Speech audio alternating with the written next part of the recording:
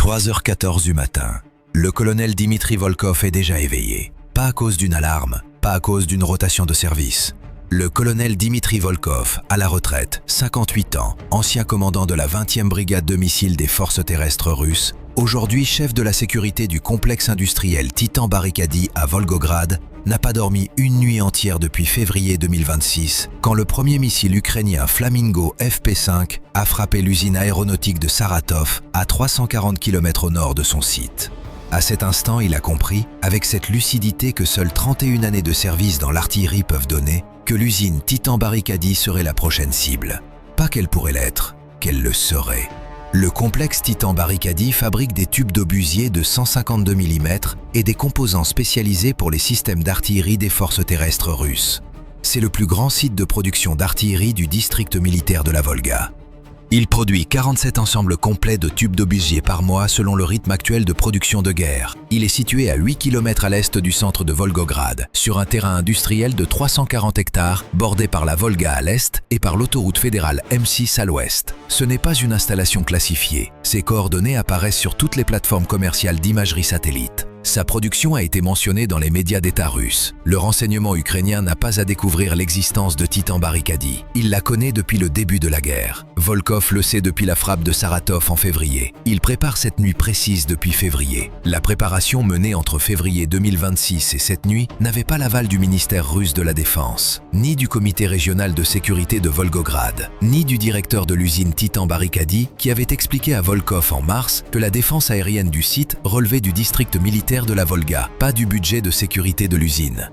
Volkov a soumis 3 demandes au Centre de coordination de la défense aérienne du district militaire de la Volga entre février et mai 2026, réclamant une batterie dédiée Pantsir S1 pour le périmètre de Titan Barikadi. Les 3 demandes ont été enregistrées. Les 3 sont revenus avec les 2 mêmes mots, consigné, noté. Après le 3e, consigné, noté en mai, Volkov a cessé de soumettre des demandes et a commencé à dépenser le budget de sécurité de l'usine. Ce budget s'élève à 4 200 000 roubles par trimestre. Volkov a dépensé 3 100 000 roubles du budget d'avril à juin en un seul achat. Un système mobile solaire Tor M2, déclassé, dépouillé de son interrogateur IFF et de ses systèmes de liaison de données, portant encore 8 missiles 9M331 dans sa configuration prête au tir. Acheté par un contact dans les circuits d'approvisionnement que Volkov entretenait depuis son passage comme officier de logistique à la 20e brigade de missiles. Un adjudant-chef retraité qui savait où allait le matériel déclassé une fois sorti des inventaires.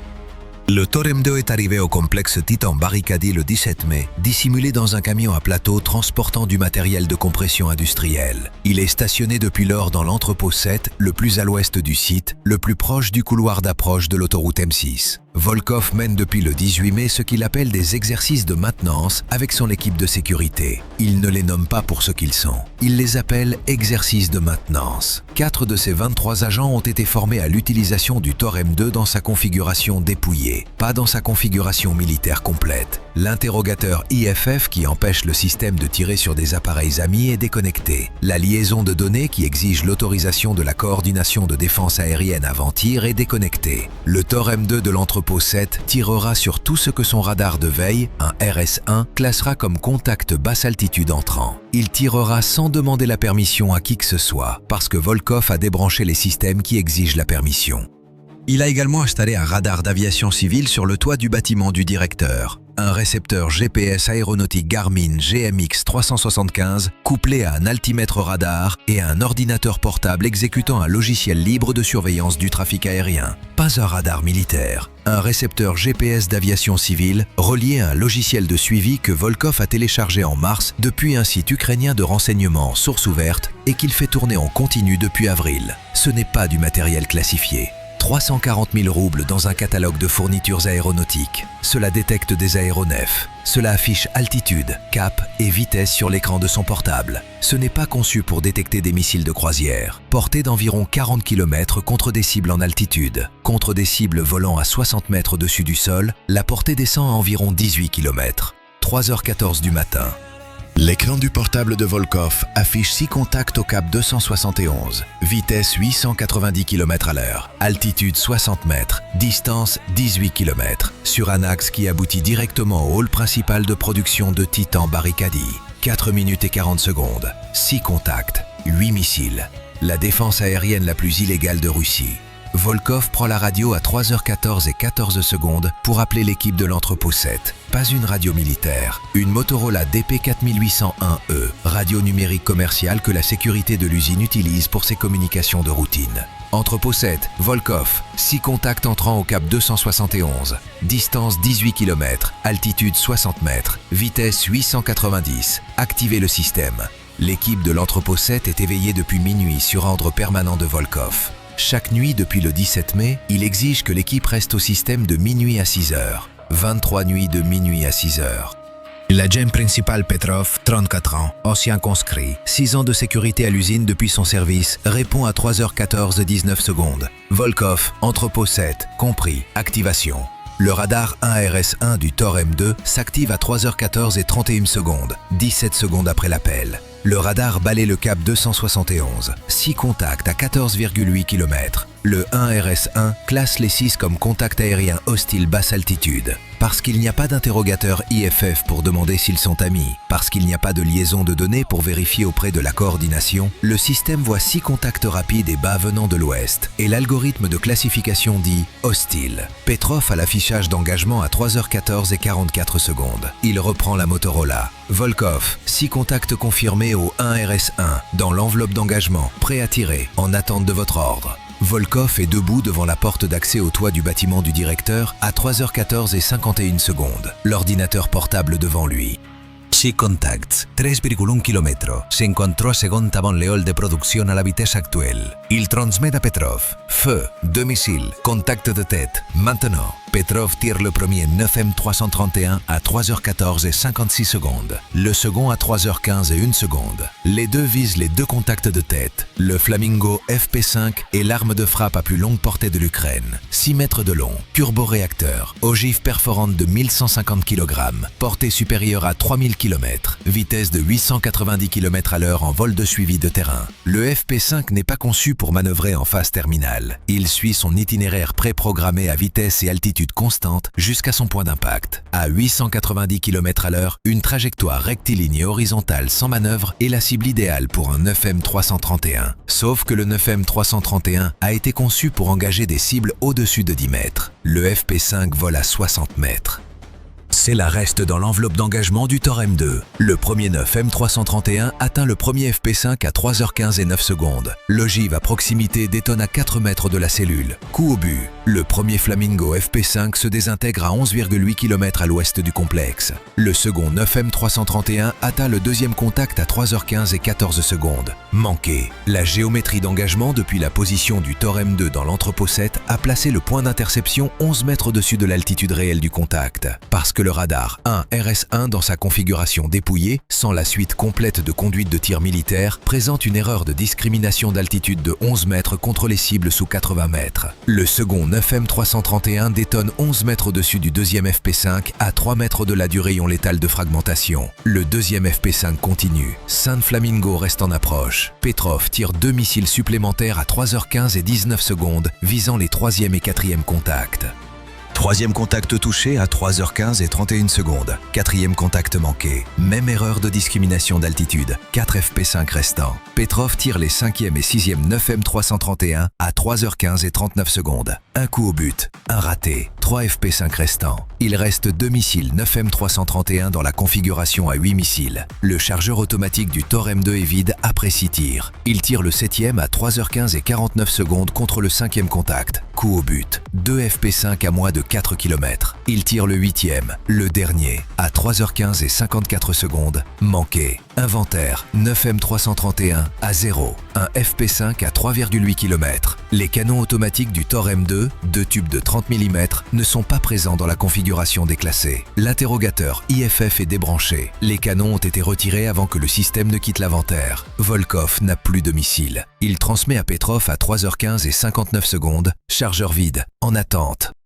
Le premier FP5 survivant frappe l'entrepôt des composants secondaires du complexe Titan Barricadi à 3h16 et 4 secondes. L'ogive perforante de 1150 kg traverse le toit et détonne à l'intérieur. L'entrepôt stocke des ensembles finis de tubes de 152 mm en attente d'expédition. 34 tubes d'obusier achevés. La détonation à l'intérieur produit une explosion secondaire quand l'acier des tubes absorbe l'onde de choc. Le toit s'effondre. Les 34 ensembles sont détruits. Le deuxième FP5 survivant frappe le mur oriental du hall principal de production à 3h16 et 11 secondes. L'ogive perforante brèche la charpente d'acier du hall et détonne à l'intérieur de la baie de la presse à forger. La presse à forger de 2400 tonnes qui met en forme les ébauches de tubes de 152 mm est l'équipement précis dont la destruction paralyse la production.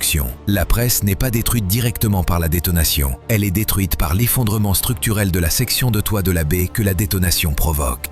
Cette section, 180 tonnes de construction industrielle en acier, s'affaisse sur la presse à 3h16 et 14 secondes. La presse est détruite. La production dans le hall principal s'arrête à 3h16 et 14 secondes. 4 Flamingo FP5 ont atteint la cible. 2 ont été détruits par le Tor M2 non autorisé de Volkov. 1 a frappé l'entrepôt secondaire. 1 a frappé la presse à forger du hall. Volkov encaisse l'impact debout sur le toit du bâtiment du directeur à 3h16 et 14 secondes. Il voit l'incendie de l'entrepôt d'où il se tient. Il entend l'effondrement du hall de production.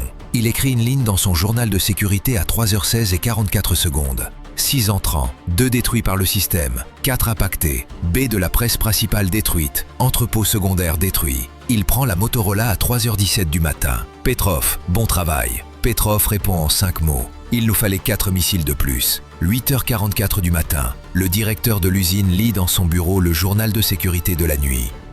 Il lit l'entrée de Volkov, de 3h14 à 3h16. Il la relit une deuxième fois. Il convoque Volkov à 8h51. Volkov, le journal dit que vous avez tiré à Tor M2 sur des missiles ukrainiens cette nuit depuis l'entrepôt 7.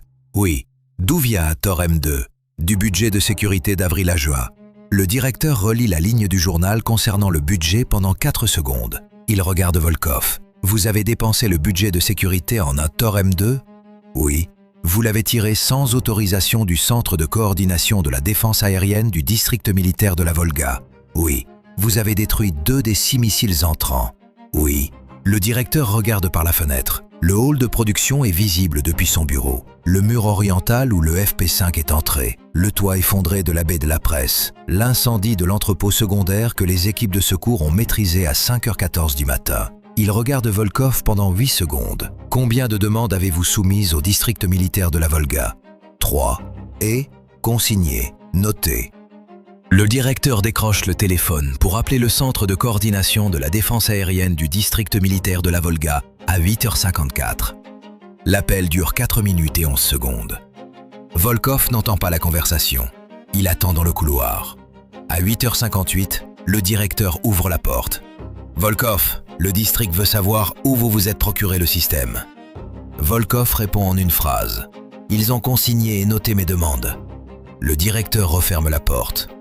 Volkov écrit l'entrée finale de son journal de sécurité à 9h14 du matin. 8 missiles 9 M331, 4 coups au but, 2 contacts FP5 détruits, 2 contacts FP5 non engagés par les systèmes de défense aérienne autorisés du district. Baie de la presse principale détruite, entrepôt secondaire détruit. Il ajoute 3 lignes qui ne figurent pas dans le format standard du journal.